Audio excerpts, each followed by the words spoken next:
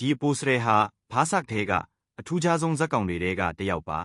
အပိုစရဲမဖြစ်ခင်ကလိုကတ်ဟာမုံလိုက်နိုင်လို့လူသိများတဲ့ဒနာရီဆန်နဲ့သူရဲကောင်းတယောက်ဖြစ်ပါတယ်သူဟာဓာရေးပြိုင်ပွဲနဲ့သူရဲကောင်းပြိုင်ပွဲပေါင်းမရေမတွက်နိုင်အောင်ဝင်ရောက်ရှင်ပြိုင်ခဲ့ပြီးတပွဲမှမရှုံးဖူးရဲ့စံချိန်ကိုပိုင်ဆိုင်ထားသူပါအဲ့ဒီခေတ်က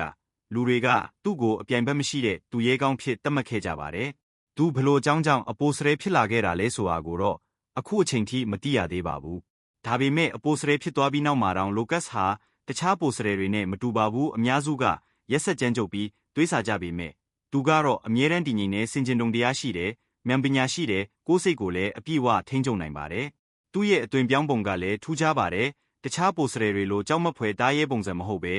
မြင်းတစ်ပိုင်းလူတစ်ပိုင်းအသွင်ကိုပိုင်ဆိုင်ထားပြီးစစ်ပွဲအတွက်အထူးဖန်တီးထားတဲ့လက်ရှိကိုအဓိကလက်နက်အဖြစ်အသုံးပြုပါတယ်